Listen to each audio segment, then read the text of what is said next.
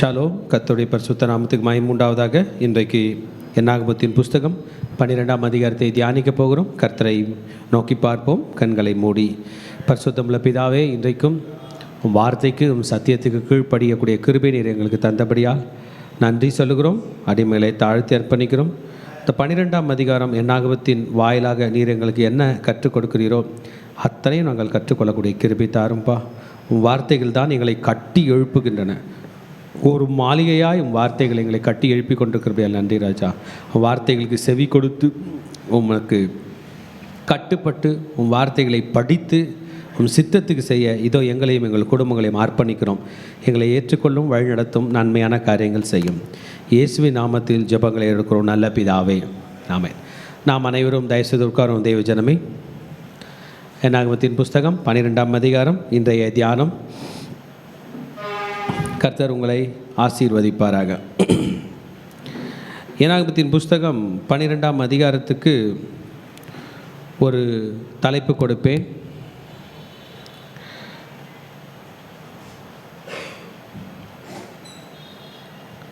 மோசே உடன் மீரியாமுக்கும் ஆரோனுக்கும் ஏற்பட்ட கருத்து வேறுபாடு.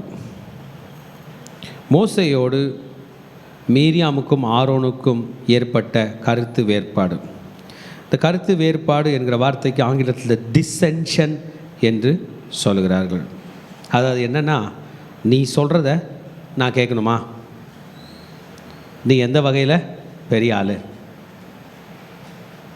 நீ இன்னும் ஸ்ட்ராங்காக, என்னோட அழகாக, என்னோட படிச்சிருக்கியா? நம்ம பாணியில் சொல்லணும்னா உனக்கு தலையில் 2 கொம்பு இருக்கா சொல்லுவாங்க தானே. நீ நான் சிங்கமா சிறுத்தையா? நான் ஏன் உன்னை பார்த்து பயப்படணும்? உன்னை படைத்த கடவுள் தான் என்னையும் படைச்சிருக்கிறார். என்ன, உன்னோட நான் 10 வருஷம் ஜூனியரு, உன்னோட 20 வருஷம் ஜூனியரு. ஆமாம், நீ 20 வருஷம் முன்னாடி ஆண்டவரை ஏற்றுக்கிட்டு லீடரான, நான் 20 வருஷத்துக்கு அப்புறம் அதற்கு ஒன்றும் குறையில்லையே என்று பேசுகிற இந்த கருத்து வேறுபாடு, அதுவும் ஒரு வகையான குறை கூறுதலாக, கம்ப்ளைனிங்காக தேவனால் பார்க்கப்படுகிறது. 11ஆம் அதிகாரத்தில் கம்ப்ளைண்ட் பண்ணவங்க என்ன அடி வாங்கினாங்களோ அதே மாதிரி 12ஆம் அதிகாரத்தில் கம்ப்ளைண்ட் பண்ணுறவங்க அடி வாங்குறாங்க. ஆக God does not want people to complaint. ஏன்னா இந்த கம்ப்ளைண்ட் தொத்துகிற ஒரு மாபெரும் வியாதி. ஒரு ஆள் முறுமுறுக்க ஆரம்பித்தாங்கன்னா பக்கத்தில் ஆள் முறுமுறுப்பாங்க, அந்த ஆள் முறுமுறுத்தாங்க, இன்னொரு ஆள் முறுமுறுப்பாங்க. கடைசியில் ஒரு பெரும் திரள் கூட்டம் வீழ்ச்சி அடைஞ்சிருவாங்க. யாரோ ஒருவர் 10 வருஷத்துக்கு முன்னாடி ஒருத்தர் கையில் முறுமுறுத்திருப்பார். இந்த மனிதன் 10 வருஷமாக அந்த முறுமுறுப்பை வெயிட் பண்ணிகிட்டே இருந்து 10 வருஷம் கழிச்சு அந்த பாயிண்ட்ஸை வச்சு முறுமுறுப்பான். ஆக கர்த்தர் இதை டீல் பண்ணி தான் ஆக வேண்டும், டீல் பண்ண போகிறார். அப்படி என்னையா விஷயம்? யார் இந்த மீரியாம்? யார் இந்த ஆரோன்? யார் இந்த மோசே? 3 பேருமே ஒரு தாய் பிள்ளைகள். அல்லேலூயா, ஆமென். எத்தனை தாய் பிள்ளைங்க? 3 பேருமே ஒரு தாய் பிள்ளைகள். ஒரு அம்மா, ஒரு அப்பா, ஒரு தாய் பிள்ளைகள், அண்ணன் தம்பிங்க. சரி, இதில் அண்ணன் தம்பிங்க அப்படி நம்ம பார்க்கலான்னு பார்த்தா, இதில் மோசே அண்ணனாக இருப்பாருன்னு பார்த்தா அவர் அண்ணன் இல்லை, இவர் தான் லாஸ்ட்டு கடைக்குட்டி. அக்கா, அண்ணன், தம்பி. லீடராக யார் ஆகிட்டாரு? தம்பி. இந்த அக்கா சாதாரண ஆள் இல்லை. இந்த அக்கா கேட்குறதுக்கு எல்லா ரைட்ஸும் இருக்குது. பாருங்கள், லீடர்ஷிப்பில் நான் ஃபஸ்ட்டு பிறந்தனா நீ ஃபஸ்ட்டு பிறந்தியான்றது கிடையாது. நான் அதிக படிச்சிருக்கேன்னா நீ அதிக படிச்சிருக்கிறியான்றது கிடையாது. நம்ம இருக்கிற பொசிஷனுக்கு தான் அங்கே மரியாதை இல்லை. கரெக்டாக 2 பேர் 3 பேர் அண்ணன் தம்பி இருக்காங்க. அதில் ஒருத்தர் கவர்மெண்ட்டில் பெரிய அதிகாரி ஆகிட்டார், அவர் தான் தம்பின்னு வச்சுப்போமே. கீழே இருக்கிற 2 அண்ணனுங்களும் தம்பியோட ஆஃபீஸில் போய் அவரை மரியாதை இல்லாமல் பேச முடியுமா? ஏன், பவர் யாருக்கு தாங்குது?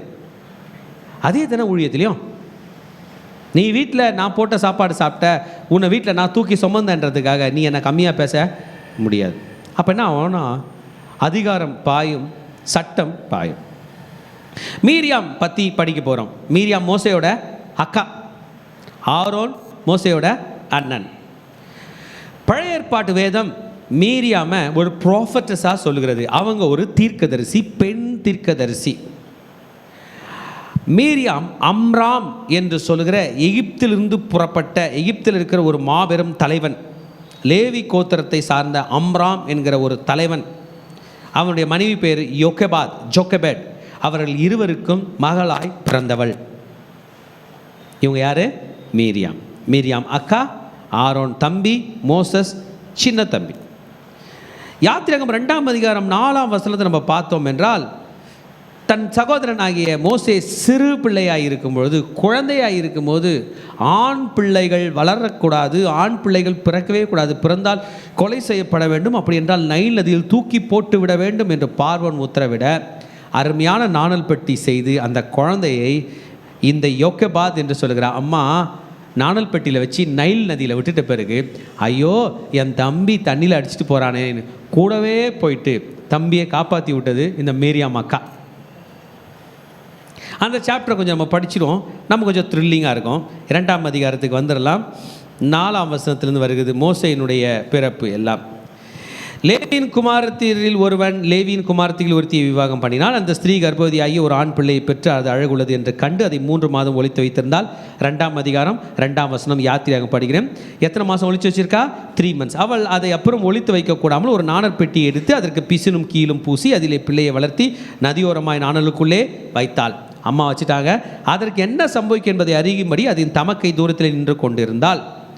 அப்போ அக்கா தம்பி அடிச்சுட்டு போகிறத தூரத்துலேருந்து பார்க்குறேன். அப்பொழுது பார்வோனுடைய குமாரத்தி நல்ல நேரம் குளிக்க நதியிலே ஸ்நானம் பண்ண வந்தால். 5ஆம் வசனம், அவளுடைய தாதிகள் நதியோரத்தில் உலாவினர்கள் அவள் நாணலுக்குள்ளே இருக்கிற பெட்டியை கண்டு தன் தாதியை அனுப்பி அதை கொண்டு வரும்படி செய்தால். அதை திறந்தபோது பிள்ளையை கண்டால். பிள்ளை அழுதது. அவள் அதன் மேல் இறக்குமுற்று, இது எபிரேயர் பிள்ளையில் ஒன்று என்றால். அப்பொழுது தமக்கை பார்வோனின் குமாரத்தியை நோக்கி, உமக்கு இந்த பிள்ளையை வளர்க்கும்படி எபிரேய ஸ்திரீகளில் பால் கொடுக்கிற ஒருத்தியை நான் போய் உம்மிடத்தில் அழைத்து கொண்டு வரட்டுமா என்றாள். அன்னைக்கு அக்கா இல்லைன்னா மோசே இல்லை. பார்வோனுடைய குமாரத்தி எல்லாம் அந்த காலத்தில் எல்லாமே ஆண் பிள்ளைகள் கொலை செய்யப்பட வேண்டும் என்று இந்த பார்வோன் போட்ட சட்டத்துக்கு அவங்க பொண்ணே இந்த பிள்ளையை காப்பாற்ற போகிறாங்க. தூக்கிட்டு வந்து, ஐயோ இது எபிரேய குழந்தை மாதிரி இருக்கே. ஏன்? எகிப்தியர்கள் கருப்பாக இருப்பாங்க, ஜூஸ் எப்படி இருப்பாங்க? பியூட்டிஃபுல்லாக இருப்பாங்க, அழகாக இருப்பாங்க. அழகாக இருக்கே என்று சொல்ல இந்த பிள்ளை சொல்கிறா, எபிரேய ஸ்திரீகளில் ஒருத்தியை கொண்டு வருமா என்று சொல்ல, அதற்கு பார்வோனுடைய குமாரத்தை அழைத்து கொண்டு வா என்றால். இந்த பெண் போய் பிள்ளையின் தாயே அழைத்து கொண்டு வந்தாள். எவ்வளோ பெரிய ஒர்க் மீரியாம் பண்ணியிருக்காங்க. அந்த மீரியாம் தான் நீங்கள் நினச்சிங்க. இந்த சின்ன குழந்தை வளர்ந்து பெரிய ஆளாகி உங்களுக்கு லீடராக இருக்குது. என்ன சொல்லுவீங்க? நேற்று பேஞ்சிச்சு மழை, அதில் நீ முளைச்ச காலம். இந்த அக்கா இல்லைன்னா நீ வருவியா? நீ உயிராக இருப்பியா?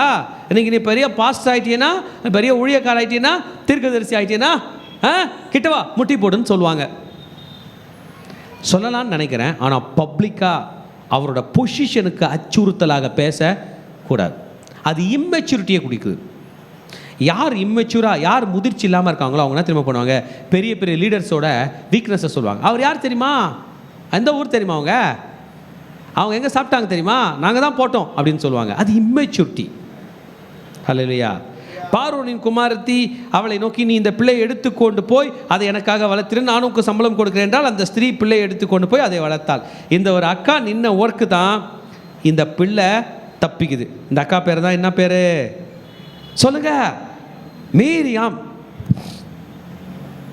இந்த மீரியாம் தான் மோசஸை காப்பாற்றிட்ட மீரியாம். மோசஸுக்கு சீனியர். இவங்க தான் தீர்க்கதரிசி. ஆமேன். இவங்க இன்னைக்கு மோசேவை ஒரு விஷயத்துக்காக குறை சொல்ல போகிறாங்க. எடுத்துக்கங்க, சப்ஜெக்ட்குள்ளே போகலாம். என்னாகமும் 12ஆம் அதிகாரம். என்ன குறை சொல்ல போகிறாங்க? எத்தியோப்பியா தேசத்து ஸ்திரீயை மோசே விவாகம் பண்ணி இருந்தபடினால் மீரியாமும் ஆரோனும் அவன் விவாகம் பண்ணின எத்தியோப்பியா தேசத்து ஸ்திரீ நிமித்தம் அவனுக்கு விரோதமாய் பேசி. பைபிள் இந்த எத்தியோப்பியா ஸ்திரீ பற்றின விஷயத்தில் சைலண்ட்டாக இருக்குது, கம்முன்னு இருக்குது. இது யார் எத்தியோ ஸ்திரீனே தெரில. அட்டா மோசஸ்னா கல்யாணம் பண்ணிட்டாரு, 2வது கல்யாணம் பண்ணிட்டுருப்பாரோ அப்படின்ற தோற்றம் வருகிறது. ஆமேன். மோசேனுடைய மனைவி நமக்கு தெரியும். 3ஆம் அதிகாரத்தில் மோசே ஓடிடுறாரு. எத்துப்போமா? ஓடினா கல்யாணம் பண்ணுறாரு பார்ப்போம். மோசையோட மேரேஜ் யாத்திரையாக 3 எடுத்துங்க பார்க்கலாம்.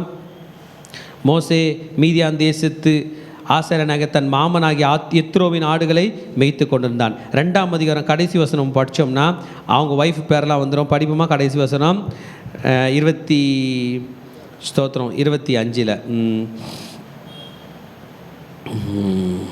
21. மோசே அந்த மனிதனத்தில் தங்கியிருக்க சம்மதித்தான். அவன் யாத்திராகமம் 2:21. அவன் சிப்போராள் என்னும் தன் குமாரத்தியை மோசேக்கு கொடுத்தான். ஆமேன். ஆமாம், ஜிப்போரா மோசஸோட ஒய்ஃப் பேர் என்ன பேருங்க? ஜிப்போரா. அவங்க மாமனார் பேர் இந்த இடத்துல ரெகுவேல், ரோவேல் என்று சொல்லப்பட்டிருக்கிறது. இன்னொரு இடத்துல ஜெத்ரோன்னு சொல்லப்பட்டிருக்கிறது. ஓகே, ஆமேன். மோசஸோட ஒய்ஃப் பேர் சொல்லுங்கள் பார்க்கலாம், ஜிப்போரா. இப்போ இந்த ஒன்று நம்முடைய கணிப்பு பிரகாரம் இந்த ஜெப்போராவோட பூர்வீகம் எத்தியோப்பியாவிலேருந்து வந்திருக்கலாம். இல்லைனா ஜிப்போரா இறந்து போயிட்ட பிறகு மோசஸ் ஒரு எத்தியோப்பிய ஸ்திரியை கல்யாணம் பண்ணியிருக்கலாம். இல்லைனா ஜிப்போரா உயிராக இருக்கும் போதே மோசே ரெண்டாவது ஒய்ஃப் என்ன பண்ணியிருக்கலாம்? கல்யாணம் பண்ணி. 3 மிஸ்டேக் நடந்திருக்கோம். ஒன்று, ஏன்னா பைபிள் சைலண்ட்டாக இருக்குது. ஒன்று, இந்த ஜிப்போராவே ஓட பேக்ரவுண்ட் என்னவாக இருக்கும்? நம்ம சொல்லுவாங்க பாருங்கள், உங்கள் தாத்தா எந்த ஊர் தெரியுமா, உங்கள் தாத்தாவோட தாத்தா எந்த ஊர் தெரியுமான்னு கேட்பாங்களே, அந்த மாதிரி எத்தியோப்பிய ஸ்திரியாக இருக்கலாம். அப்படி இல்லைனா மோசஸ் வந்து he outlived many people of his generation. மோசே தாத்தா எல்லா தாத்தாங்களும் 80 வயசு 90 வயசில் சாகும்போது இந்த தாத்தா 120 வயசு வரைக்கும் வாழ்ந்துச்சு. ஒருவேளை தாத்தாவோட 80களில் ஜிப்போரா இறந்து போயிருந்து இவர் இன்னொரு கல்யாணம் பண்ணாரான்னு நமக்கு தெரியல. ஆமேன். ஆனால் ஒரு பாயிண்ட்டு நமக்கு தெரிஞ்சது, சில விஷயத்தை பார்க்கலாம். யாத்திராகமம் 18:2 மோசே இஸ்ரவேலர்களை எல்லாம் மீட்டு கொண்டு வரும்பொழுது மோசேனுடைய மாமனாகிய எத்ரோ மோசேனாலே திரும்பி அணிவிடப்பட்டிருந்த அவன் மனைவியாக ஜிப்போராலையும் அவளுடைய 2 குமாரையும் கூட்டிக் கொண்டு பிரயாணப்பட்டான். நான் அந்நிய தேசத்தில் பரதேசி ஆனேன் என்று மோசே சொல்லி ஒரு மகனுக்கு கெர்சோம் என்று பேரிட்டு இருந்தான். ஓகே, மோசஸ் ஈஜிப்டுக்கு போய் அங்கே எல்லாம் ஃபைட்டு வாதைகள்லாம் வரும்போது ஒய்ஃபை திரும்பி ரிட்டர்ன் பண்ணிட்டார், நீ அப்பா வீட்டுக்கு போயிடுன்ட்டு. அப்புறமா ஃபைட்டில் என்ன பண்ணிட்டாரு? ஜெயிச்சார். மோசே ஜெயிக்கலை, கர்த்தர் ஜெயிச்சார். ரிட்டர்ன் ஆகும்போது அங்கிள் என்ன பண்ணுறாரு? மருமகள் பொண்ணையும் பேர பிள்ளைங்களையும் கொண்டு வந்து மருமகன் கையில் விடுகிறார். ஹல்லேலூயா, ஆமென். அவங்க ஒய்ஃப் பேர் இப்போ என்ன பேர் படித்தோம்? ஜிப்போரா. ஆமென். ஆனால் மோசஸ்க்கு அவங்க ஃபேமிலி மெம்பர்ஸ் கையில் மரியாதை இல்லை. பிரதர் சிஸ்டர், நீங்கள் மினிஸ்ட்ரி பண்ணும்போது உங்கள் ஃபேமிலி மெம்பர்ஸ் வந்து உங்களுக்கு சல்யூட் அடிக்கலன்னு நினைக்காதீங்க, அது நடக்க போகிறதில்ல. இயேசுவே சொன்னார் 13ஆம் அதிகாரம் 57 மத்தேயுவில், ஒரு தீர்க்கதரிசிக்கு அவன் சொந்த ஜனங்களிடத்தில்னா இல்லை கனம் பெற மாட்டான் என்று சொல்லிட்டார். அதனால் அவரை விட்டுருவோம். இந்த மீரியாம் இன்னைக்கு துணிஞ்சு she is going to talk against Moses. She is going to attack Moses, verbal attack. எத்தியோப்பிய தேசத்து ஸ்திரீ நிமித்தம் என்ன பண்ணிட்டாங்க? மீரியாம் தான் ஃபஸ்ட்டு பேசுகிறாங்க. அந்த வார்த்தையை படித்தோம் என்றால் ஃபஸ்ட்டு மீரியாம் பேர் தான் வருகிறது. எத்தியோப்பிய தேசத்து ஸ்திரீயை மோசே விவாகம் பண்ணியிருந்தபடியால் மீரியாமும் ஆரோனும் அக்காவும் அண்ணனும் எதிர்த்து பேசுகிறார்கள். What is the reason behind this criticism? Amen. இந்த ஜிப்போரா மீதியான் தேசத்து ஆசாரியனுடைய ஒரு பெண்ணை திருமணம் செய்ததுனால குறை சொல்கிறாங்களா? நம்ம இஸ்ரவேலில் பெண் எடுக்கலையே. எதில் பெண் எடுக்கல? நீ லேவி தானடா, லேவி கோத்தனா? ஆமாம், லேவியில் ஏன்டா பொண்ணு எடுக்கல? மீதியான் தேசத்தில் போய் பொண்ணு எடுத்த பேசினாங்களோ என்னன்னு நமக்கு தெரியல. ஹல்லேலூயா, ஆமென். ஒருவேளை ஜிப்போரா இறந்த பிறகு எடுத்தாரா என்னன்னு நமக்கு தெரியல. ஆமென். ஆனால் ஒன்று மட்டும் புரிகிறது, இது கர்த்தருக்கு விரோதமாய் இருக்கிறது. They want to criticize Zipporah, they want to criticize Moses, they want to criticize these Ethiopian women. Amen. Hallelujah. ஆமாம். மோசே ஆல் திருமணம் செய்யப்பட்ட இந்த எத்தியோப்பிய ஸ்திரீயை அவர்கள் ஏளனமாக பேசுவதற்கு ஒரு காரணம் இருக்கும். எத்தியோப்பியர்கள் எப்படி இருப்பாங்க? Dark coloured people. Amen. They have started to criticize. தேவ ஜனமே தெளிவாக புரிஞ்சுங்க. அம்மா வயிற்றில் நம்மளை இப்படி ஆண்டவர் மட்டும்தான் படிச்சுக்கிறார். நம்மளை படைச்சிக்காதனால இதில் எதை பற்றியும் பெருமையாக பேசவும் நமக்கு ரைட்ஸ் இல்லை, சிறுமையாக பேசவும் ரைட்ஸ் இல்லை. உயர்ந்தவன் தாழ்ந்தவன், சிவத்தவன் கருத்தவன் என்று பேசுகிற எந்த அதிகாரம் நமக்கு கிடையாது. இப்போ பேசுகிறது கொஞ்சம் அந்த பாயிண்ட்டை திரும்பி படித்தோன்னா, எத்தியோப்பிய தேசத்து ஸ்திரீயை மோசே விவாகம் பண்ணியிருந்தபடியால், ரைட்டா? அதனால் ஆரோனும் மீரியாமும் ஆரோனும் அவன் விவாகம் பண்ணின எத்தியோப்பிய தேசத்து ஸ்திரீயின் நிமித்தம் அந்த பெண்ணால் மோசேக்கு விரோதமாக பேசிட்டாங்க. அவன் யாருக்கு விரோதமாக பேசிட்டாங்க? இந்த மோசே வாயில்லாத பூச்சி. வாயில்லாத பூச்சிங்கெல்லாம் ஒரு அல்லேலூயா சொல்லுங்க பார்க்கலாம். ஒருத்தர் கூட சொல்ல மாட்டோம், எனக்கு தெரியும். ஆனால் இவர் வாயில்லாத பூச்சி. உண்மையில் நான் சொல்கிறேன், உங்களை யாரோ ஒருத்தர் திட்ட நீங்கள் குரல் கொடுக்காம போக வேண்டிய சூழ்நிலை வந்தால் அங்கே கர்த்தர் குரல் கொடுப்பார். அல்லேலூயா. அவங்க மோசே பண்ணது மேரேஜ், அந்த சப்ஜெக்டை பற்றி பேசாமல் சப்ஜெக்டை மீறுறாங்க. என்ன மீறுறாங்கன்னா, பப்ளிக்காக வந்து பேசுகிறாங்க. தேவன் மோசையோட மட்டும்தான் பேசினாரா, எங்கள் கையில் பேசலையா?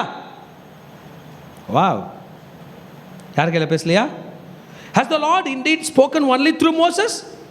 They want to pull down. Moses வந்து பெருமையாக இருக்கிறாருங்க. அவர்கள் தான் ஆண்டவர் பேசுறாரு நினைக்கிறாரு. என் கூட பேசிக்கிறார் தெரியுமா? யாத்திராகமம் 4:30 ஆண்டவர் ஆரோன் கையில் பேசியிருக்காருங்க. படிச்சு பாருங்க.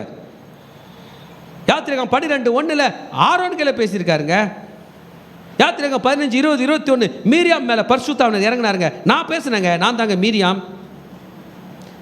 இவங்க எங்கள் கூட்டம் மட்டும் இல்லைங்க, என்னாகும் 11 பாருங்க, எல்டர்ஸ் கிட்டலாம் பேசியிருக்காருங்க ஆண்டவர். மோசே இன்னும் ரொம்ப பெருசாக என் கூட தான் ஆண்டவர் பேசுகிறான்னு நினச்சிக்கிறாரு. God has also spoken through us. We are also spiritually gifted. எங்களுக்கு ஒன்றா இருக்குது, திறமை இருக்குது. We also have got authority. நாங்களும் ஆளுகை செய்வோம், நாங்களும் ஜனங்களை என்ன பண்ணுவோம், கூட்டி கொண்டு போவோம். எங்களுக்கு ரெஸ்பான்சிபிலிட்டி இருக்குது. We also has got authority. Has he not spoken through us also? எங்கள் மூலியமாக பேசினது இல்லையா? யாத்திராகமம் 4:30 ஆரோன் மீரியாமோட பேசியிருக்காரு. யாத்திராகமம் 12:1 பேசியிருக்காரு. யாத்திராகமம் 15:20-21 பேசியிருக்காரு. We also want some authority. எங்களுக்கும் அட்டென்ஷன் வேணும். எங்கள் பக்கமாக வாங்க. சும்மா மோசே மோசே என்று சொல்லாதீங்க. என்ன சிங்கிள் லீடராக இருக்குது, ஒன் மேன் ஆர்மியாக இருக்குது, என்ன பொசிஷனு, என்ன லீடர்ஷிப்பு. வா, எவ்வளோ பேச்சு இல்லை, அர்த்தம் இருக்குது பாருங்க. ஆமேன். மக்கள் அந்த தரிசனம் பெற்ற தலைவனுக்கு விரோதமாக பேசலாம். நான் யோசிச்சு பார்க்குறேன், ஜனங்க மோசையை ஓரம் கட்டிட்டு ஆரோன் பின்னாடியும் மீரியாம் பின்னாடியும் வந்திருந்தா எங்கே போய் சேர்ந்துருப்பாங்க? நீங்கள் சும்மா திங்க் பண்ணி பாருங்களேன்.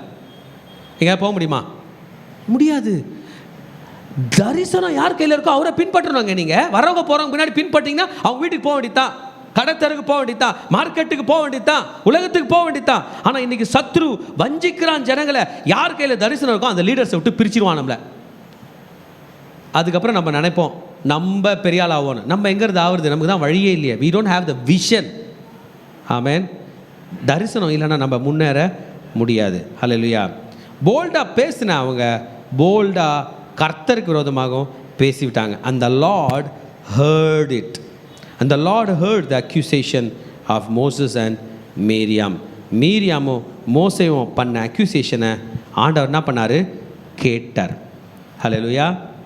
Miriam was famous for her rebellion.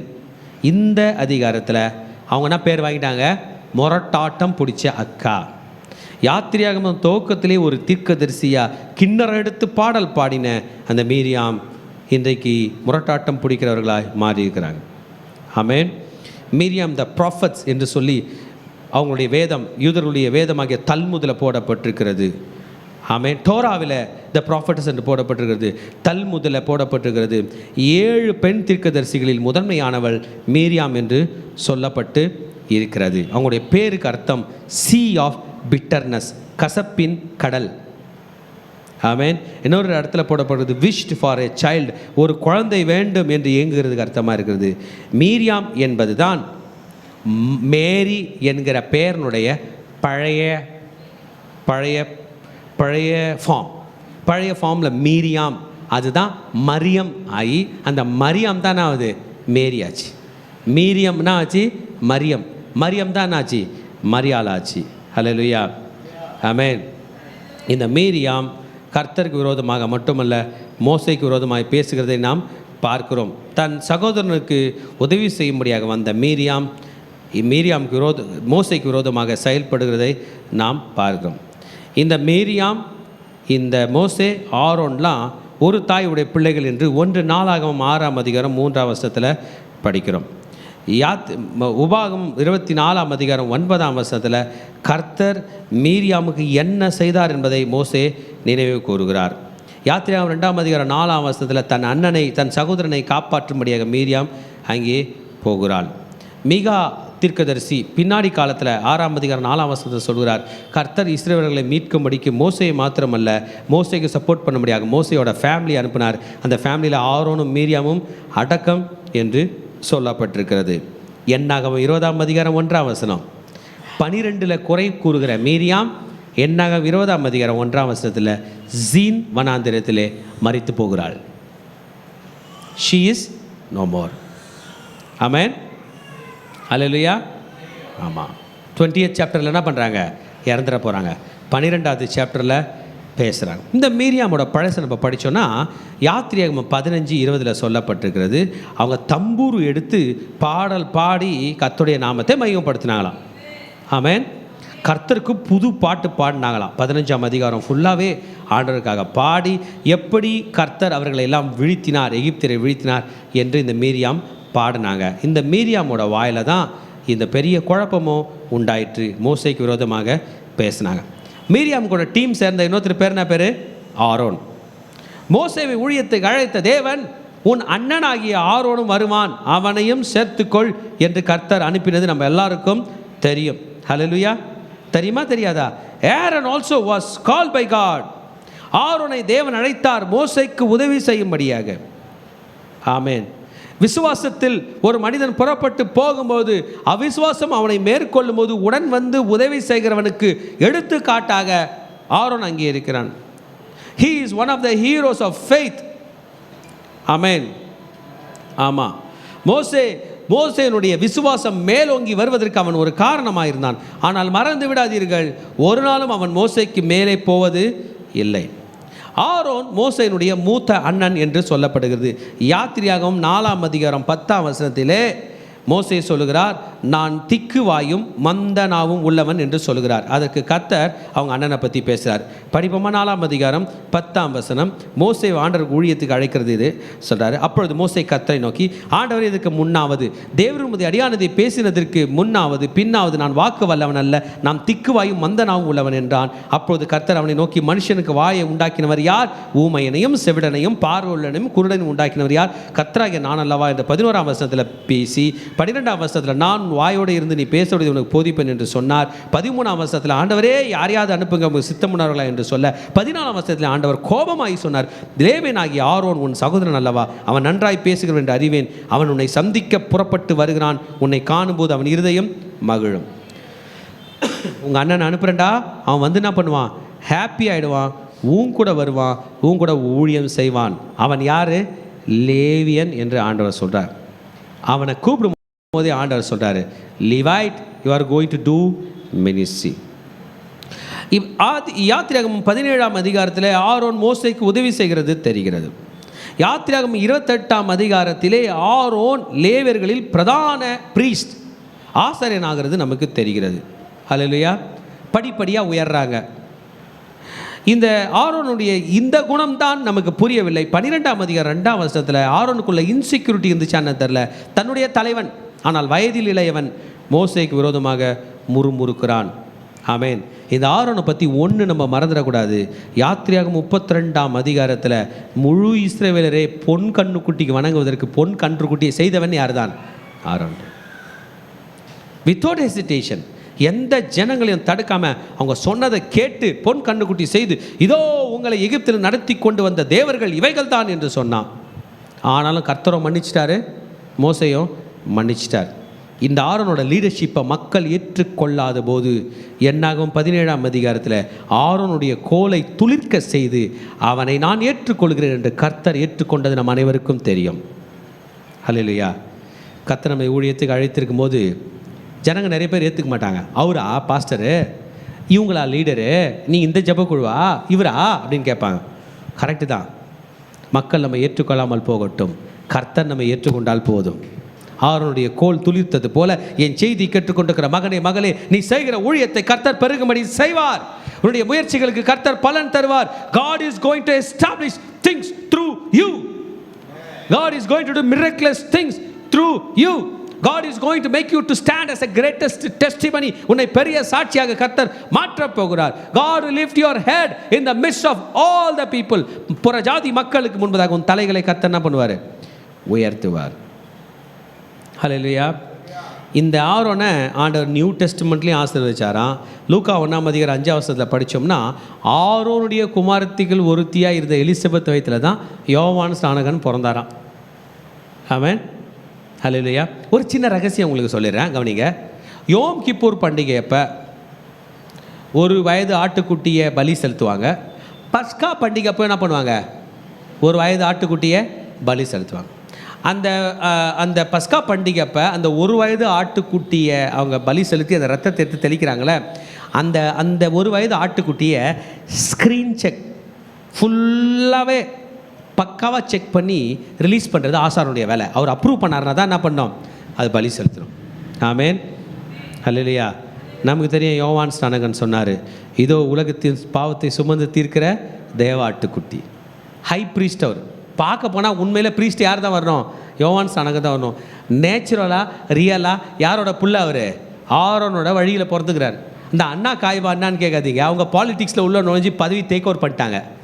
யோவான் ஸ்நானகன் சொன்னார், இதோ உலகத்தின் பாவத்தை சுமந்து தீர்க்கிற தேவ ஆட்டுக்குட்டி, behold the lamb of God.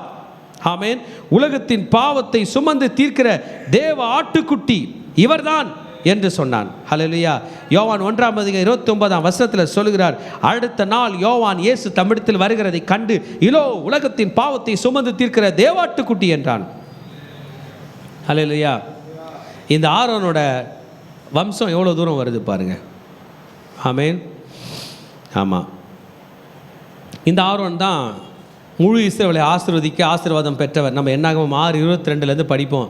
ஈவ ரக்கா அடோனாய் வஈஷ்ம ரக்கா படிக்கணும்ல. கர்த்தர் உன்னை ஆசீர்வதித்து உன்னை காக்க கடவர்.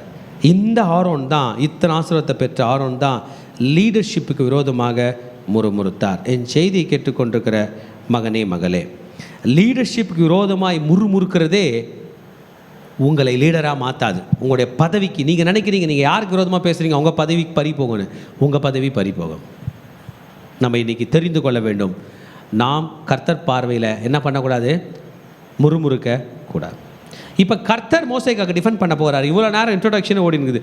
3ஆம் வசனத்தில் கர்த்தர் சொல்கிறார், he is an humble person. Miriam and Aaron, என் தாசனாகிய மோசே, he is an humble person. அவன் சாந்த குணமுள்ளவன் தெரியாதா உனக்கு? மோசேயானவன் பூமியில் உள்ள சகல மனிதர்களின் மிகவும் சாந்த குணமுள்ளவனாக இருந்தான். எப்படியா? Humble person. ரியலில் நம்ம படித்தோம்னா மோசே அப்படிப்பட்டவர் கிடையாது. யாத்திரையாகமம் 2ஆம் அதிகாரத்தில் அவர் பிறந்தார். 2ஆம் அதிகாரத்திலே காட்டுக்கு ஓட்டார், மாமா வீட்டுக்கு போயிட்டார். காரணம் என்ன தெரியுமா? ஒரு எகிப்தியனை கொலை செஞ்சிட்டார். அவர் சாந்த குணமுள்ள மனிதன் கிடையாது. ஆனால் எப்போது கர்த்தரால் ஊழியத்துக்கு அழைக்கப்பட்டாரோ அதற்கு முன்பதாக எப்போது உலகத்தால் தள்ளப்பட்டார். ஒரு மனுஷனோட வாழ்க்கையில் 3 ஃபேஸ் இருக்கும். மோசையை பற்றி படிச்சினோம். நம்பர் 1, உலகத்தில் ஒரே ஆட்டம் பாட்டம் கொண்டாட்டம். நம்மலாம் கூட இருந்திருப்போம். ஒரு நாள் உலகம் நம்ம எட்டி உதைச்சிரும். மோசே யாருடைய பிள்ளையாய் கருதப்பட்டார்? பார்வோனின் மகன் என கருதப்பட்டார். 40 வருஷம் ஜாலி லைஃப். ஆனால் அங்கேருந்து என்ன பண்ணிட்டார்? எதிர்பார்க்கல, விழுந்துட்டார். விழுந்துட்ட பிறகு உலகம் கைவிட்ட நிலையில் தப்பிச்சு வாழ்ந்தாகணும். எத்தனை வருஷம் வாழ்ந்தார்? 40 வருஷம். என்ன வேலை? எந்த கம்பெனியில் வேலை கிடச்சிச்சு அவருக்கு?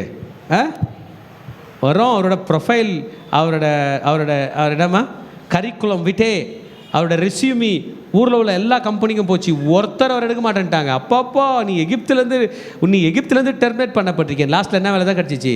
ஆடு மேய்க்கிற வேலை. ப்ரொஃபஷனே மாறிடுச்சு. அவரோட ரெஸ்யூம் எடுத்து பார்த்தா 40 இயர்ஸ் வரைக்கும் உலகத்தில் ஏற்றுக்கொள்கிற ஒரு ப்ரொஃபஷன். அதுக்கப்புறம் 41வது வயசுலேருந்து 80வது வயசு வரைக்கும் உலகம் சேர்த்துக்காது. என்னதுங்க? ஆட்டுக்காரன். 80வது வயதிலே தன்னுடைய எல்லாற்றையும் இழந்த பிறகு கர்த்தர் ஊழியத்துக்கு அழைக்கிறார். நீ வா, நான் உனக்கு ஜாப் தரேன். ஹல்லேலூயா. ஃபஸ்ட்டு ஃபேஸ் டேஞ்சரான ஃபேஸை தாண்டி வந்துட்டார். செகண்ட் ஃபேஸில் ஒன்றுமே இல்லை, வாழ்ந்தா போதும், நின்னா போதும், தாக்கு பிடிச்சா போதும்னாரு. தேர்டு ஃபேஸில் கர்த்தர் மறுபடியும் அவன் தலையை உயர்த்துகிறார்.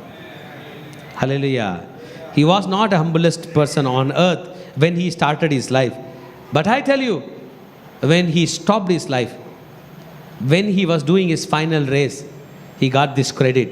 He is the humblest person in earth. வாழ்க்கையை துவங்கும் போது, உலகத்தில் இருக்கும்போது உனக்கு கெட்ட பேர் இருந்துச்சு மகனே, நீ ஏன் கவலைப்படுற? கர்த்தருடைய ஊழியத்தின் பாதையை முடிக்கும் போது உனக்கு நல்ல பேரோட தான் ஆண்டவர் எடுப்பார். He was very humble. Amen. He was very low. வேற யாருக்குமே இதை சொல்லப்படவில்லை. வேற யாருக்குமே இவ்வளோ ஹம்பிள் நம் ஜீசஸ்க்கு சொல்லப்படுறது. என் தாசன் என்று அவரை பற்றி சொல்லியிருக்க தவிர இன்னொரு ஒரு எளிமையான ஒரு மனிதன் உண்டென்றால் அவர் யாருங்க? மோசஸ். இந்த மோசஸ்க்கு விரோதமாய் வந்த வார்த்தைக்கு ஆண்டவர் ரெஸ்பாண்ட் பண்ண போகிறாருங்க. இவங்க எந்த இடத்துலேருந்து பேசினாங்கன்னு எனக்கு தெரில. வீட்டில் வச்சு பேசினாங்களா, மார்க்கெட்டில் பேசினாங்களா, கடத்தெருவில் பேசினாங்களா, மோசே வீட்டுக்கு இவங்க போனாங்களா, இவங்க வீட்டுக்கு மோசே போகும்போது பேசினாங்களான்னு தெரில. சடிதியிலே கர்த்தர் பேசுறாரு. அவர் ஆசரிப்பு கூடாரத்திலிருந்து பேசுறாரு. அந்த கூடாரத்துக்கு தூண், அந்த மேகஸ்தம்ப தூண்ல இருந்து பேசுறார். மோசே, ஆரோன், மீரியாம் 3 பேர் ஆசரிப்பு கூடாரத்துக்கு வாங்கினார். அப்போ யார் கூப்பிடுறாரு? 3 பேரும். மேகத்தூணில் இறங்கி 3 பேரையும் கூப்பிட்டார். See, if something happens to the tabernacle of God, if something happens to the leaders of God, God will intervene. Hallelujah. நம்ம திருச்சபையில் கர்த்தர் என்ன பண்ணணும்? தலையிடணும். நம்ம குடும்பத்தில் யார் தலையிடணும்? கர்த்தர் தலையிடணும். நம்ம குடும்பத்தில் நம்ம பெருசில் யார் தான் பெருசு? கர்த்தர் தான் பெரியவர். இஸ்ரவேலிலே அவர் என்றைக்கும் இருக்கிறார் என்பதை நிரூபிக்கும்படியாக அவர் அன்றைக்கு தலையிட்டார் அந்த பிரச்சனையில். ஹல்லேலூயா, ஆமென். தலையிட்டார். தலையிட்டு ஒரே கேள்வி தான் கேட்டார், கம் ஹியர், எனக்கு முன்பதாக வாங்க. ஆமென். லேவியராகமம் 26ஆம் அதிகாரம் அருமையான வசனம், 12ஆம் வசனம் படிங்க பார்க்கலாம். I will walk among you and will be your God and you shall be my people. ஹல்லேலூயா. நான் உங்கள் நடுவிலே உலாவி உங்கள் தேவனாய் இருப்பேன், நீங்கள் என் ஜனமாய் இருப்பீர்கள். ஹல்லேலூயா. இப்போ புரிஞ்சுங்க, ஆண்டவர் அவங்க நடுவில் உலாவும் பொழுது மீரியாமோ ஆரோனோ உருப்படியாக இருக்கிற ஒரு லீடர் என்ன பேசினுக்கிறாங்க? குறை பேசுங்க. It is an important matter. It is a powerful thing to be dealt with. இது அப்படியே விட முடியாது. God has to intervene. God has to vindicate for Moses. மோசேக்காக நியாயத்தை யார் பேசணும்? கர்த்தர் பேசணும். திருச்சபையே, இன்றைக்கு ஊழியத்துக்கு ஒப்பு கொடுத்த உங்களுக்காகவும் எங்களுக்காகவும் எனக்காகவும் கர்த்தர் குரல் கொடுக்கவில்லை என்றால் ஒரு நொடியில் பிசாசு நம்மளை தள்ளிட்டு போயிடுவான். நமக்குள்ளதே பீப்புளை எழுப்பி நம்மளை கவுத்துட்டு போயிடுவான். இன்னைக்கு காலையில் ரோம் பற்றி நான் படிச்சுட்டு இருந்தேன். ரோம் அவ்வளோ பெரிய மாபெரும் சாம்ராஜ்யம், வெளியில் உள்ள பகைஞ்ச நாள் விழலையா, இன்டர்னல் கான்ஃப்ளிக்டில் தான் விழுந்துச்சான். அவ்வளோ பெரிய ரோம், மாபெரும் Rome. All roads leads to ரோம்னுவாங்க. நீ பூமியில் எந்த ரோடு எடுத்தாலும் எங்கே தான் போய் சேருவேன்? ரோமாபுரிக்கு போய் சேருவேன் என்று சொன்ன ரோம் இன்டர்னல் கான்ஃப்ளிக்டில் தான் விழுந்துச்சான். அவ்வளோ பெரிய படை, அவ்வளோ சொத்துக்கள், அவ்வளோ பணம். என்ன ஆச்சு என்று தெரியாமல் பார்பேரியன்ஸ் கையில் வந்துச்சான். பார்பேரியன்னா யாரோ ஆளுங்க, ஒரு ஒழுங்கான ஒரு சட்டம் திட்டம் இல்லாமல் ஒழுக்கம் இல்லாதவங்க கையில் விழுந்துச்சான். எதுக்கு நான் சொல்கிறேன்னா, திருச்சபைக்கும் விரோதமாக சாத்தான் அப்படி தான் பண்ணுவான். ஆனால் திருச்சபைக்கிட்ட மோத முடியாது. ஏன்னா இந்த கல்லின் மீது மோதுகிறவன் அவன் நொறுங்கி போவான். இந்த கல் எவன் மீது மோதுமோ அது அவனை நொறுக்கி போடும் ஆண்டவர் சொல்லியிருக்கார். ஏன்னா சர்ச்சை கர்த்தர் ப்ரொடெக்ட் பண்ணுறார். சபையில் உள்ள லீடர்ஸை கர்த்தர் ப்ரொடெக்ட் பண்ணுகிறார். லீடர்ஸ் கர்த்தர் காலில் என்ன பண்ணோம்? விழ வேண்டும். ஹல்லேலூயா. Now God is going to vindicate. கர்த்தர் நியாயம் செய்ய போகிறார். 6லேருந்து 9 வரைக்கும் படித்தோம்னா, மோசே, ஆரோன், மீரியாம் 3 பேருக்கு வந்துட்டாங்கட்டாரு. வந்துட்ட பிறகு நீ 2 பேர் தனியாக நில்லு. யார்? Miriam and Aaron. நான் சொல்கிறத கேள். உங்களுக்குள்ளே ஒருவன் தீர்க்கதரிசியாக இருந்தால் கர்த்தராகிய நான் தரிசனத்தில் என்னை அவனுக்கு வெளிப்படுத்தி சொப்பனத்தில் அவனோட பேசுவேன். ஏன்னா நான் நேரில் பேசினேன்னா அவன் தாங்க மாட்டான். அதனால் எதில் பேசுவேன்? அவன் ஸ்பிரிட் கூட கனெக்ட் பண்ணுவேன், ஃப்ளஷ் கூட கனெக்ட் பண்ண மாட்டேன். நம்முடைய சரீரம் ஆண்டவரை பார்க்க முடியாது. ஆண்டவரை பார்த்து யாரும் உயிராக இருந்ததே இல்லை. மோசே தான் பார்க்க போகிறாரு. எலியா கேட்டார், என்னை நேரில் பார்த்தா நீ வாழ முடியாது, அதனால் எப்படி பேசுகிறேன்? நீ தூங்கிடு, உன் ஸ்பிரிட் கூட பேசுகிறேன். என் தாசனாகிய மோசே அப்படி அல்ல. அவன் என் வீட்டில் எங்கும் உண்மை உள்ளவன். நான் அவனை எப்படி கூப்பிட்டேன், நான் அவனுக்கு என்ன கொடுத்தேன், அவன் எனக்கு என்ன கொடுத்தான், எல்லாம் எனக்கு தெரியும். அவன் உண்மை உள்ளவன். கேட்கறதுக்கு நீ யார்? அப்பா. அவன் என்னுடனே மறைப்பொருளாக அல்ல, முகமுகமாய் பிரத்யட்சமாய் பேசுகிறேன். நான் அவன் கூட மறைவிலிருந்து பேசலை. எங்கே பேசுகிறேன்? பிரதிஷ்யமாய் பேசுகிறேன். அவன் கர்த்தரின் சாயலை காண்கிறான். இப்படி இருக்க நீங்கள் என் தாசனாகிய மோசேக்கு விரோதமாய் பேசுகிறதுக்கு உங்களுக்கு பயம் இல்லாமல் போனது என்ன? அல்லேலூயா. ஏன் அல்லேலூயா சொல்ல மாட்டீங்க? ஆமென். பாருங்க, என் தாசனாகிய மோசே என்னை எப்படி பார்க்குறான்? முகமுகமாய், தரிசனமாய் பேசல. எப்படி பேசுகிறான்? முகமுகமாய் பேசுகிறான்.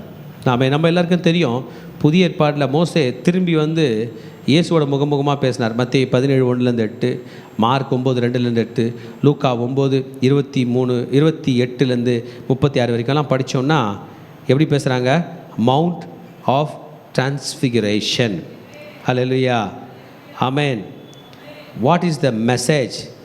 மோசே முகமுகமாக இயேசுவோடு என்ன பண்ணுறாரு? பேசுகிறார். ஹல்லேலூயா. 17 படிச்சிடலாமா? மத்தேயு 17 படிச்சுட்டு இங்கே வரலாம். மோசேவை கானானுக்குள்ளே பிரவேசிக்காத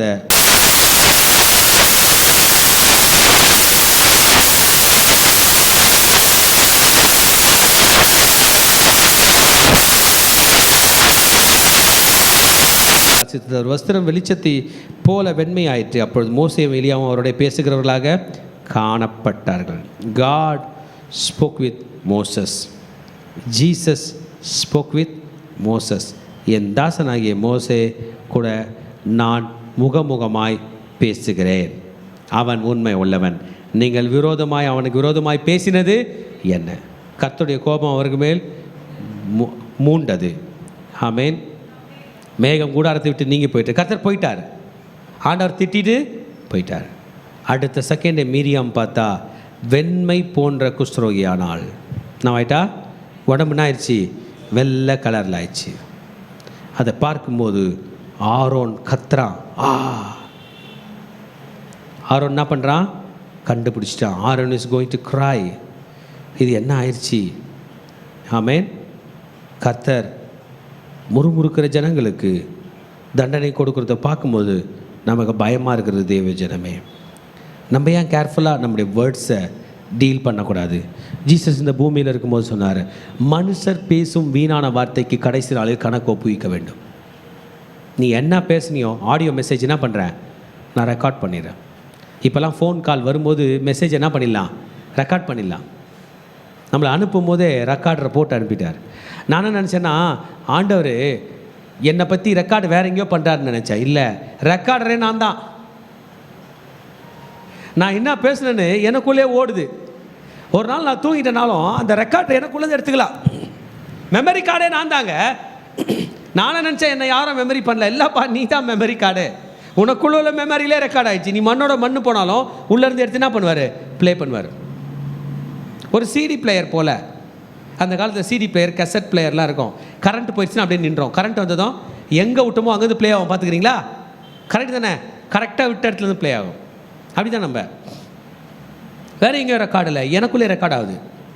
நான் செய்தவைகள் மற்றவர்களுக்கு ஞாபகம் இல்லை, ஆனால் எனக்கு சரியாக ஞாபகம் இருக்குது, அக்யூரேட்டாக ஞாபகம் இருக்குது. என்னோடய டேட்டாவை ஆண்டவர் எடுத்து ப்ளே பண்ணாலே ஈஸியாக டேட்டா எடுத்துடலாம். Amen. It was an uncomfortable position for Miriam and Aaron. ஐயா இப்படி ஆயிடுச்சு, போயிட்டாருங்க ஆண்டவர் காலில் சாரி உள்ளான்னு பட்டா போயிட்டாரு. மீரியாம் இப்படி ஆயிட்டா. ஆமேன். White as snow. நம்ம இப்போ படிக்கிற லெப்ரோமெட்டஸ், லெப்ரசி, ஹான்சன்ஸ் டிசீஸ் என்று சொல்வார்கள். அது அல்ல, இது something related to skin. It's an skin complaint. ஸ்கேலியா, பேச்சியா, ஒரு சோரியாசிஸ் போல, ஒரு எக்ஸைமா போல இந்த வியாதி வந்து விட்டது. ஆமேன். பிறந்த குழந்தையோட ஸ்கின் மாதிரி ஆயிடுச்சு. ஆரோன் திரும்பி பார்க்கிறான், தன் சகோதரி என்னவா இருக்கிறா, குஷ்டரோகியா இருக்க கண்டான். அப்பொழுது ஆரோன் மோசையை நோக்கி, இப்போ ப்ரே பண்ணுறதுக்கு யார் இல்லை, யார் தாங்கிறாரு, மோசே. ஏன்னா ஆண்டவர் போயிட்டாரு. ஆண்டவனே, நாங்கள் புத்தீனமாக செய்த இந்த பாவத்தை எங்கள் மேல் சுமத்தாயிரும். தன் தாயின் கர்ப்பத்தில் பாதி மாம்சம் அழுகி செத்து விழுந்த பிள்ளையை போல அவள் ஆகாதிருப்பாளாக என்றான். இந்த டிசீஸோட விஷயம் என்னன்னா, மனுஷன் வாழ்ந்துனே இருப்பான், ஆனால் உடம்பு ஒரு சைடு அழுகுமா. அதுதான் அந்த குஷ்டரோகம். ஐயோ, இப்படி ஆகிடக்கூடாது. தாயின் சரீரத்தில் பிறக்கும் போதே செத்து பிறக்கிற குழந்தை மாதிரி அவள் இருக்கக்கூடாது என்று கதறுகிறான். He is persuading Moses. மோசையும் ஆண்டர் காலில் விழப்போகிறான். நான் மதீனமாய் செய்தேன். We have done foolishly. நாங்கள் முட்டாள்தனமாக செய்தோம். தயவு செய்து எங்கள் பாவங்களை என்ன பண்ணுங்க, மன்னிச்சிருங்க என்று சொல்ல போய்விட்ட கர்த்தரை மோசே மறுபடியும் கூப்பிட போகிறான். என் தேவனே அவளை குணமாக்கும் என்று கெஞ்சினான். ஆண்டவருடைய பிரசன்ஸ் போயிடுச்சு. ஆனால் மோசே கத்துறார், ஆண்டவரே, என் தேவனே, லார்ட் ப்ளீஸ். ஆண்டவர் வந்துட்டாருங்க. வந்துட்டு சொல்கிறார், அவள் தகப்பன் அவளை முகத்திலே காரி துப்பினது உண்டானால் அவள் 7 நாள் வெட்கப்பட வேண்டாமோ, அதுபோல அவள் 7 நாள் பாளையத்துக்கு புறம்பே விளக்கப்பட்டிருந்து பின்பு சேர்ந்து கொள்ளப்படவில்லை என்றார். ஆண்டவர் சொன்னார், இந்த வியாதி அவளுக்கு 7 days தான். அவள் அப்பா அவளை முகத்தில் துப்பிட்டான்னா அவள் எவ்வளோ அவமானம். 7 நாள் பிறர் மூஞ்சி பார்க்க மாட்டாளே அப்படின்னு நினச்சிக்கோ, பாளையத்தை விட்டு வெளியே அனுப்பு. அந்த காலத்தில் இந்த 30 லட்சம் பேர் வாழ்கிற கூட்டத்தோடு வர முடியாது. குஷ்டரோகிகள் எங்கே இருக்கணும், அவுட் சைட் த பார்டர், கேம்பஸ்க்கு வெளியில், ப்ரொடெக்ஷனுக்கு வெளியில் போகணும். 7 நாள் பாளையம் ஸ்டாப் ஆயிடுச்சு. ஜனங்க என்ன பண்ணல, புறப்படல.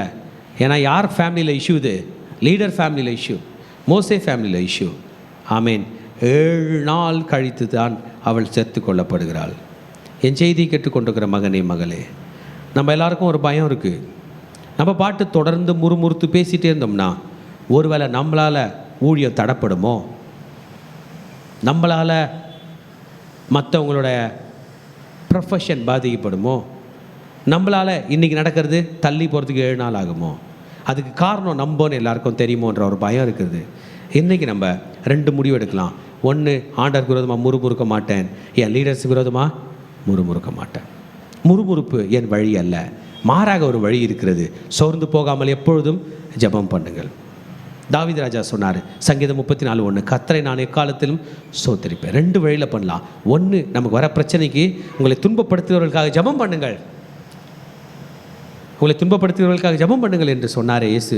நான் அதை செய்கிறேன், எனக்கு நீ நன்மை செய்தபடியால் உம்மை ஸ்தோத்திரிப்பேன்னு சொன்னோன்னா நான் விசுவாசிக்கிறேன், இப்பேற்பட்ட நிலைக்கு நம்ம போக மாட்டோம். கர்த்தர் நம்மை வெற்றியின் பாதையில் நடத்துவார். நம்மளை எழுந்து நின்று கர்த்தருக்கு நன்றி சொல்லலாமா? தேவஜனமே, இயேசு தான் நம்முடைய லீடர். அன்னைக்கு மோசஸ் போல ஆண்டவர் ஜீசஸ் தான் நம்முடைய லீடர். ஹோலி ஸ்பிரிட் நம்முடைய லீடர், நம்மோடு கூட இருக்கிறார். நம்மை நடத்த பரிசுத்த ஆவியானவர் இருக்கிறார். மகனே மகளே, நீ ஆயத்தமா? Are you ready? நான் ஆயத்தமாக இருக்கேன், நான் ஹோலி ஸ்பிரிட்களை சமர்ப்பிக்கிறேன் என்றால் இயேசு நம்மை ஏற்றுக்கொள்ள வல்லவராக இருக்கிறார். ஒருவேளை மீரியாம் போல் நம்ம பேசிகிட்டு இருக்கலாம், ஆரோன் போல் பேசிகிட்டு இருக்கலாம் ஒரு கூட்டமாக, இல்லை நம்ம மோசே போல் இருக்கலாம், நம்மளை நமக்கு கீழே உள்ளவங்க நம்மளை முறுமுறுத்துருக்கலாம். யாராக இருந்தாலும் the solution comes from God. நேற்றுக்கு நம்ம படித்தோம், இஸ்ரேல் ஜனங்களாம் முறுமுறுத்தாங்க, ஆண்டவர் தான் சொல்யூஷன் கொடுத்தார். அன்றைக்கி ஆண்டவர் கையில் சொல்யூஷனுக்கு வரலாம். நம்ம முறுத்து இருந்தால் சாரி கேட்கலாம், நம்ம மோசே போல் இருந்தால் இன்னும் தாழ்மைப்படலாம். மக்கள் நம்மளை பார்த்து, நம்முடைய பொறுமையை பார்த்து, நம்முடைய சாந்த குணத்தை பார்த்து கர்த்தருடைய நாமத்தை மையப்படுத்தத்தக்கதாக நம்மை அர்ப்பணிப்போம். வாங்க தேவஜனமே, கர்த்தர் காலில் விழுந்து நாம் சரணடைவோம்.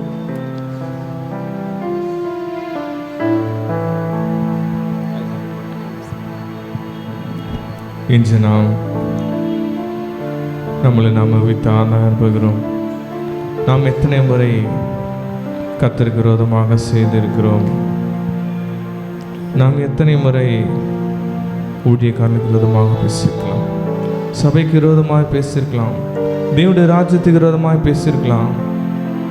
இன்னைக்கு ஆண்டவரிடம் அர்ப்பணித்த ஆண்டவரேப்பா, நான் உமக்கு விரோதமாகும், நான் பரத்துக்கு விரோதமாக செய்தது குற்றங்களை ஒரு சார் நினைத்தல்லப்பா, என்னை நிறுத்தல மனுஷன் ஆண்டவரப்பா, என் வாய்க்கு நீங்கள் காவல் வைங்கப்பா, என் நாவினாலே தான் நினைத்து அவர் செய்த மன்னிங்க சொல்லிட்டு எப்படி மோசே கர்த்தரிடத்தில் கெஞ்சினானோ, இன்னைக்கு நம்ம ஆண்டவர் சமூகத்தில் கெஞ்சலாமா? ஆண்டவரே, என் ஜெபங்களை நீர் ஏற்றுக்கொள்ளுங்கப்பா, இன்றைக்கு நான் ஆண்டவரே என்ன செய்த தவறு, என் ஜெபங்களை ஏற்றுக்கொள்ளுங்க சொல்லிட்டு ஆண்டவர் சமூகத்தில் நம்ம கெஞ்சி நாம் இந்த ஜெபத்தை செய்யலாமா?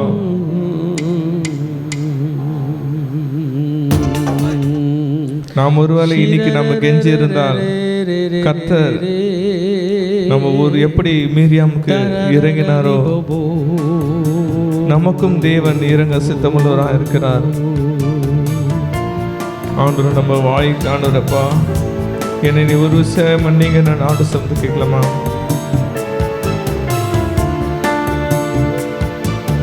தூபம் போல் என் ஜெபங்கள் ஏற்றுக்கொள்ளும் ஐயா, தூபம் போல் என் ஜெபங்கள் ஏற்றுக்கொள்ளும் ஐயா, மாலை பலி போல கைகளை உயர்த்தினேன் ஐயா, மாலை பலி போல கைகளை உயர்த்தினேன் ஐயா, உம்மை நோக்கி அப்பா கதறுகிறேன், விரைவாய் உதவி செய்யும், உம்மை நோக்கி கதறுகிறேன், விரைவாய் உதவி செய்யும், தூபம் போல் என் ஜெபங்கள் ஏற்றுக்கொள்ளும் ஐயா, என் குற்றங்கள் நீ மனதில் கொண்டால் நிலை நிற்க முடியாதையா. என் குற்றங்கள் நீர் மனதில் கொண்டால் நிலை நிற்க முடியாதையா. மன்னிப்பு தருபவரே உம்மை தான் தேடுகிறேன். மன்னிப்பு தருபவரே உம்மை தான் தேடுகிறேன். அனைவரும் சேர்ந்து சொல்லாமா? உம்மை நோக்கி கதறுகிறேன். இறைவாய் உதவி செய்யும். உம்மை நோக்கி கதறுகிறேன். இறைவாய் உதவி செய்யும். தூபம் போயின் ஜனங்கள் ஏற்றுக்கொள்ளும் ஐயா. தூபம் போலின் ஜபங்கள் ஏற்றுக்கொள்ளும் ஐயா. அப்பா பிதாவே, இந்த ஆசீர்வதிக்கப்பட்ட இந்த காலை வேலைக்காக நன்றி செலுத்துகிறோம். இந்த நாளிலும் கூட என்னாகமம் 12வது அதிகாரம் மூலமாக எங்களோடு கூட நீர் பேசினீரே, உமக்கு நன்றி ஐயா. இப்பொழுதும் கூட என்னை மறைத்து பரிசுத்த ஆவியானவர் உடைய பிள்ளைகளோடு கூட நீர் இடைபெறும். இயேசுவின் ரத்தம் ஜெயம், இயேசுவின் நாமத்தினால் பிதாவே. என்னாகமம் 12வது அதிகாரம் 1-2. எத்தியோப்பியா தேசத்து ஸ்ரீயை மோசே விவாகம் பண்ணியிருந்தபடியினால் மீரியாமும் ஆரோனும் அவன் விவாகம் பண்ணின எத்தியோப்பியா தேசத்து ஸ்ரீ நிமித்தம் அவனுக்கு விரோதமாய் பேசி 2. கர்த்தர் மோசே கொண்டு மாத்திரம் பேசினாரோ, எங்களை கொண்டும் அவர் பேசினதில்லையோ என்றார்கள். கர்த்தர் அதை கேட்டார்.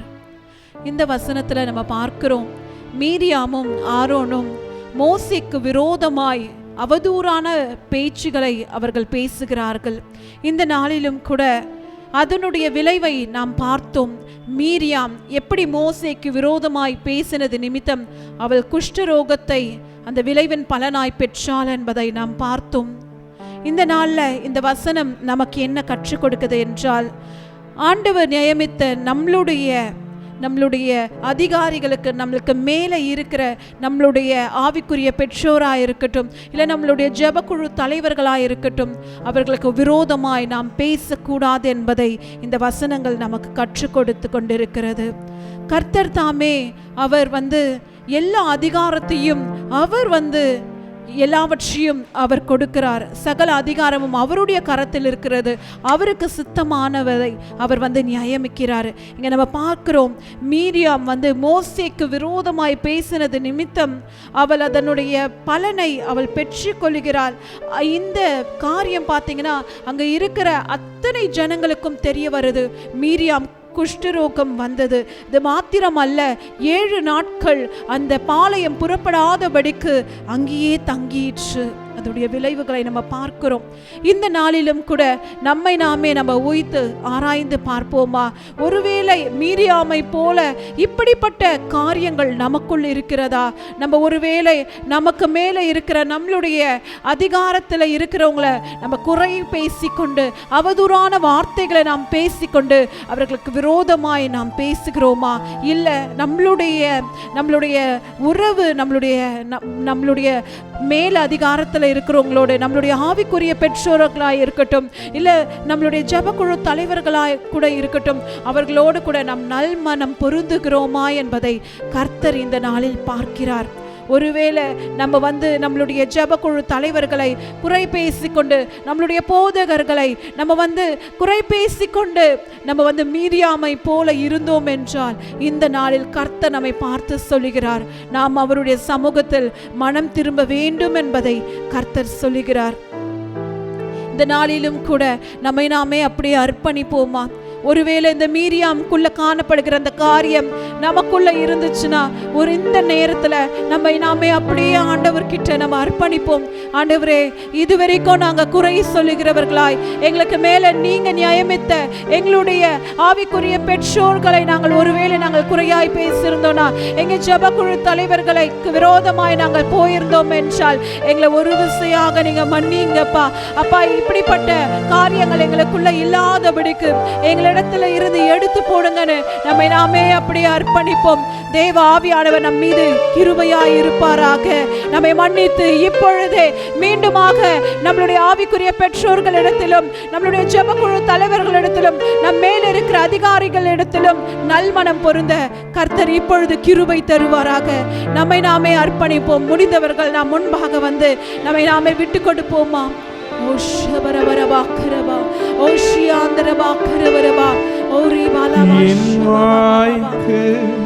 காவல் வேயும் காத்து கொள்ளும் ஐயா,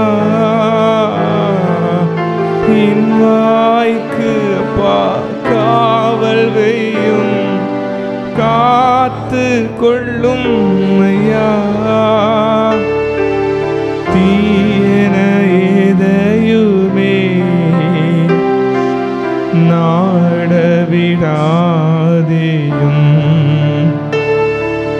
தீயன எதையுமே நாடவிடாதேயும். உம்மை நோக்கி அப்பா கதறுகிறேன், வீரையாய் உதவி செய்யும். உம்மை நோக்கி கதறுகிறேன், வீரையாய் உதவி செய்யும். உம்மை நோக்கி அப்பா கதறுகிறேன், வீரையாய் உதவி. மீண்டும் ஒரு சொல்ல மோசே கெஞ்சி பிரார்த்தித்தானா, உம்மப்பா சாரிப்பா சாரிப்பா, கடைசி யுத்தத்தின் ஆழ்த்தப்பா உண்மை மன்னிக்கிறப்பா, சாரி கேட்கிறப்பா, ஊழிய கருதமா பேசுது மன்னிப்பு கேட்கிறப்பா.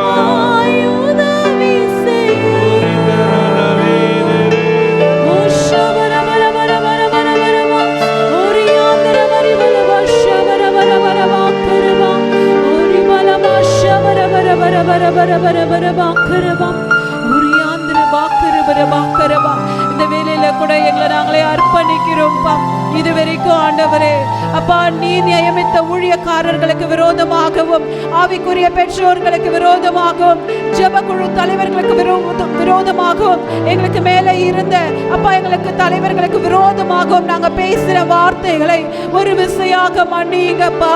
நாங்க மீரியாமை போல ஒருவேளை நாங்க குறை சொல்லி இருந்தா, அவங்களுக்கு விரோதமாய் அவதூறான வார்த்தைகளை பேசி இருந்தா எங்களை மன்னிங்கப்பா. பிரிவினைக்கு காரணமாய் இருந்தா எங்களை மன்னிங்கப்பா. இந்த நேரத்துல மீரியாம் கிட்ட காணப்பட்ட அந்த ஆவியை எங்களிடத்திலிருந்து எடுத்து போடுங்கப்பா. எங்களை நீங்க பரிசுத்தப்படுத்துங்கப்பா. எங்கள் மீது ஒரு விசையாக இரக்கமாய் இருங்கப்பா. அப்பா, எங்கள் மீது உங்க இரக்கத்தை ஊற்றுங்கப்பா. இனி ஆண்டவரே அப்பா, நாங்கள் நீங்க அபிஷேகம் பண்ணின அப்பா உங்களுடைய ஊழியக்காரர்களுக்கு விரோதமாக, ஆவிக்குரிய பெற்றோர்களுக்கு விரோதமாக, ஜெபக்குழு தலைவர்களுக்கு விரோதமாக நாங்கள் இனி பேச மாட்டோம் ஆண்டவரே. இந்த நாள்ல கூட ஆண்டவரே எங்க வாய்க்கு நீங்க காவல் வைங்கப்பா. உம்முடைய கிருபையின்படி ஆண்டவரே நீங்க ஒவ்வொரு ஊழியக்காரர்களை அபிஷேகம் பண்ணியிருக்கீங்கப்பா. நாங்க இனி ஆண்டவரே எங்களுடைய அப்பா இதோ ஆண்டவரே ஊழியக்காரர்களுக்கும் எங்களுடைய ஆவிக்குரிய பெற்றோர்களுக்கும் ஆண்டவரே ஜெபக்குழு தலைவர்களுக்கும் ஆண்டவரே எங்களை நாங்களே கீழ்ப்படுத்தி உம்முடைய சித்தத்தின்படி நாங்க எங்களை விட்டு கொடுத்து அப்பா உங்க பலத்தை அப்பா இதோ ஆண்டவரே உம்முடைய பலத்தை கைக்குள்ள நாங்க அடங்கி இருப்போம் ஆண்டவரே. நீங்க என்ன சொல்றீங்களோ அதன்படி நாங்க கேட்டு நடப்போம் ஆண்டவரே. இந்த நாள்ல எங்களை நாங்க அர்ப்பணிக்கிறோம் அப்பா. நீங்க இனி எங்களை ஆளுகை செய்யுங்கப்பா. எங்களை விட்டு கொடுக்கிறோம். இயேசுவின் ரத்தம் ஜெயம், இயேசுவின் நாமத்தினால் பிதாவே, ஆமென். இப்பொழுதும் கூட நம்ம ஒரு தீர்க்க தரிசன செயல் செய்யலாம். இந்த இடத்துல ஒருவேளை உங்களுடைய ஜெபக்குழு தலைவர்கள் இருந்தா, இல்லைன்னா நம்மளுடைய ஆவிக்குரிய தகப்பனார் இருக்கிறாரு, நம்ம ஒருவேளை அவங்களுக்கு விரோதமாக, ஊழியக்காரர்களுக்கு விரோதமாக, நம்மளுடைய ஜெபக்குழு தலைவருக்கு விரோதமாக பேசியிருந்தா இந்த நேரத்தில் அவங்க கிட்ட போய் நம்ம நல்மனம் பொருந்தலாம், நம்ம ஒரு சாரி கேட்கலாம். இது வரைக்கும் எத்தனையோ தடவை வந்து நம்ம அவங்க சொல்லி நம்ம செய்யாமல் போயிருப்போம். நிறைய காரியங்கள் அவங்களுக்கு எதிராக நம்ம முரண்பாடாக நம்ம செஞ்சுருப்போம்.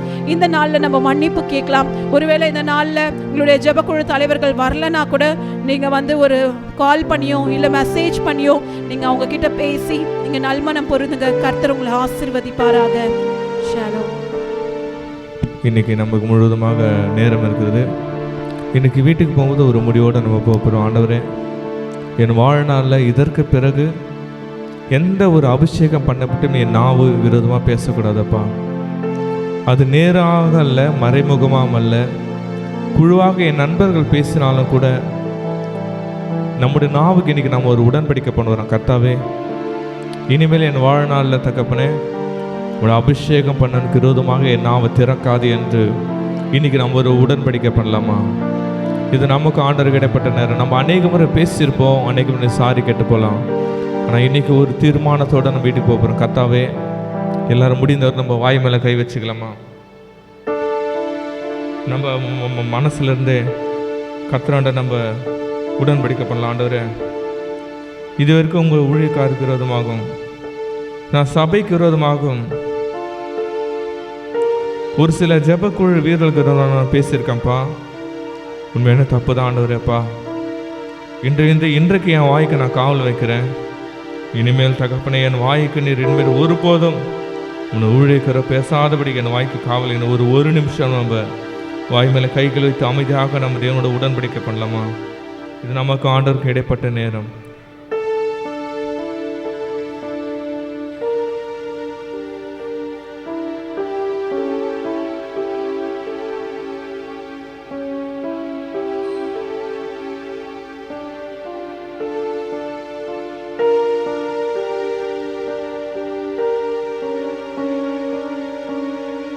எங்களை அதிகமாக நேசிக்கிற தகப்பனப்பா, இந்த எங்களோட உடன்படிக்கை பண்ணின உடன்படிக்கை எங்களை காத்துக்குள்ள உதவி செய்யுங்க தகப்பனப்பா.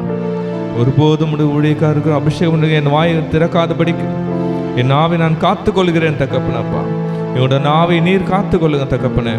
நாங்கள் நேசிக்கிறோம், நாங்கள் ஊழியக்காரருக்கு அடிப்பணிகிறோம், நாங்கள் அதிகாரத்தை நாங்கள் கீழ்படுத்துகிறோம்ப்பா. எங்கள் விஷயம் எங்களை தாழ்த்துக்கிறோம், முழுதும் ஒப்புக் கொடுக்குறோம். மீட்பு ரட்சகருமா இயேசு கிறிஸ்து நல்ல பிதாவே, ஆமென் ஆமென். ஷாலோம் ஷாலோம் ஷாலோம். அல்லேலூயா.